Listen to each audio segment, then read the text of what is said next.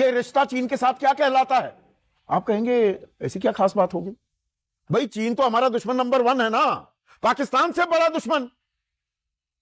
पाकिस्तान तो चीन का प्यादा है, चीन ही उसे पूरा समर्थन देता है। ऑपरेशन सिंदूर में भी दे रहा था, पैसे भी देता है, हथियार भी देता है, सड़क भी बना रहे हैं हमारी जमीन पर,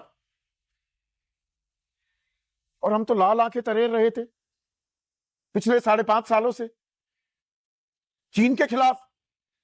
भाई गलवान में हमारे 20 जवान शहीद हो गए थे इन चीनियों की कारगुजारी के चलते। बॉयकॉट चाइना, चीनी उत्पादों का बहिष्कार करो। पूरा देश ये नारा बुलंद करता दिखाई दे रहा था। दीपावली पर पटाखे, वो फुलझड़ियां, वो लाइटें, अरे भाई सब चीन से आता है, बंद करो। पर आज जो मैं बात करने वाला हूं वो चीन से यारी तो कौन कर रहा है? गद्दारी। यह सवाल किस लिए? क्योंकि लगातार कांग्रेस, खास राहुल गांधी पर यह निशाना साधा जाता था, अरे भाई ये चीनी दूतावास में जाकर वहां पर राजदूत से मिल लिए। Congress party China communist party जो है उनके नेताओं से मिल रही है। 2008 से यह सिलसिला 2016, 17, 18 सालों से यह बात कही जा रही है। और नेहरू को तो विलन बनाया जाता है कि हिंदू चीनी भाई भाई, और उस चक्कर में 38,000 वर्ग किलोमीटर जमीन गंवाई भारत ने। चीन हड़प गया वो जमीन। पर अब क्या हो रहा है? वो चीन दुश्मन तो है अभी भी, वो कौन सा सुधर गया?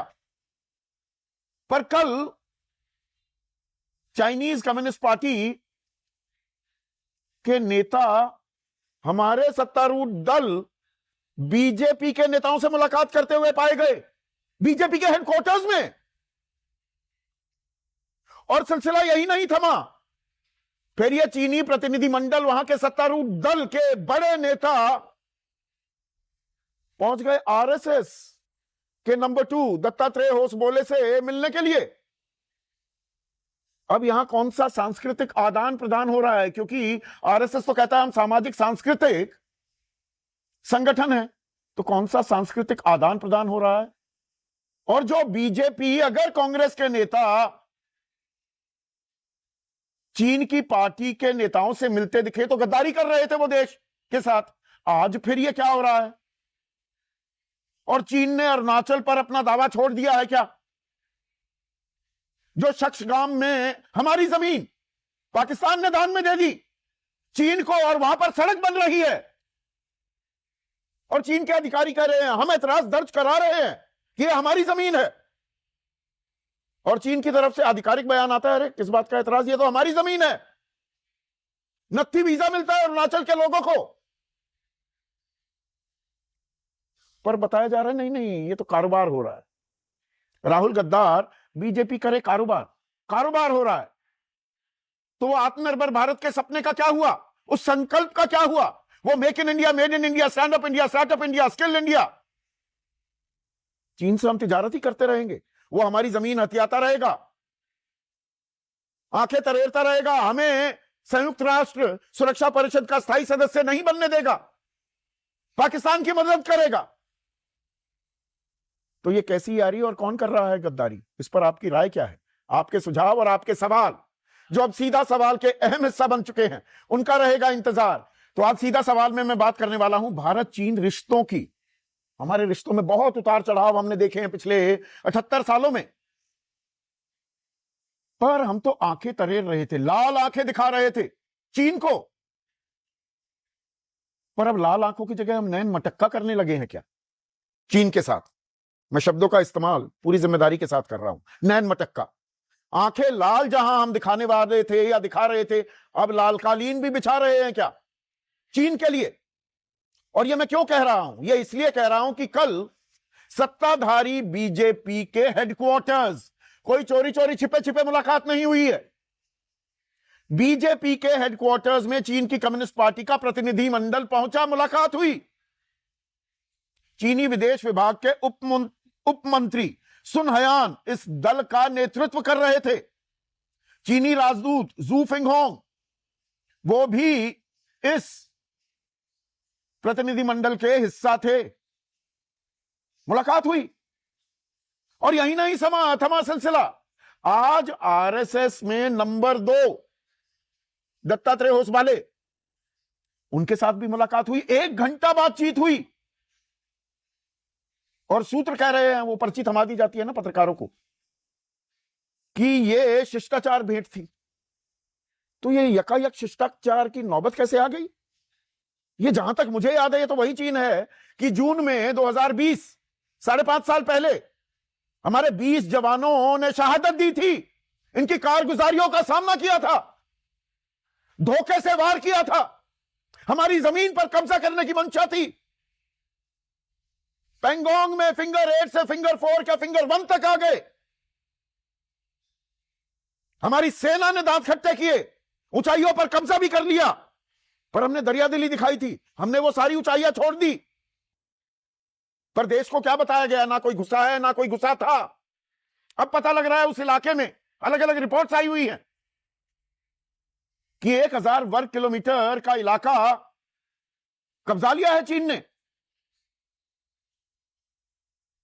1962 के युद्ध के बाद 38,000 वर्ग किलोमीटर इलाका अक्साई चिन का चीन ने हथिया लिया था, आज तक हथियाया हुआ है।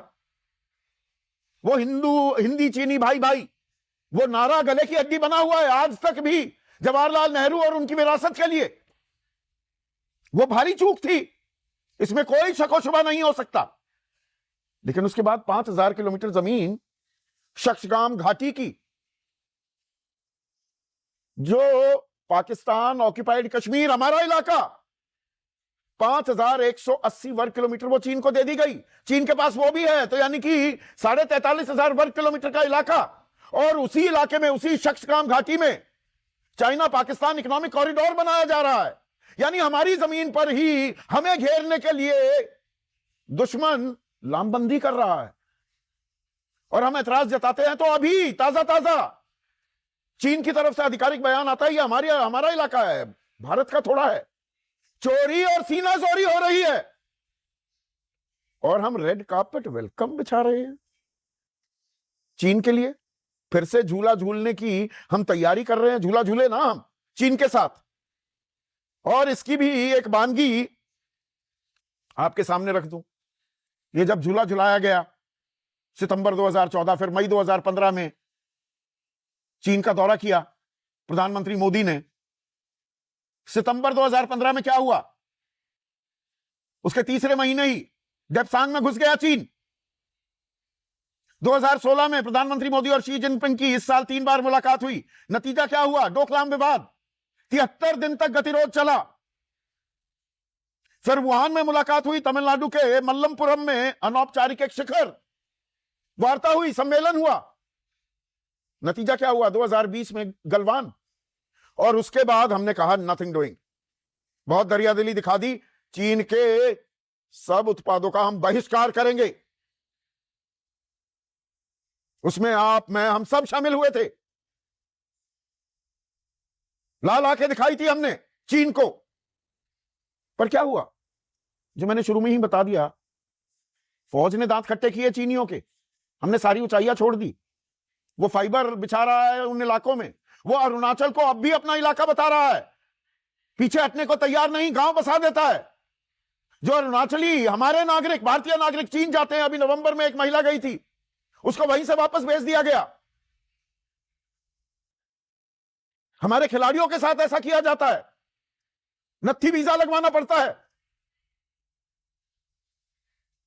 और ऑपरेशन सिंदूर, जिस पर आज ही सीडीएस ने कहा, चौहान साहब ने, कि ऑपरेशन सिंदूर जारी है, होश में रहो पाकिस्तान।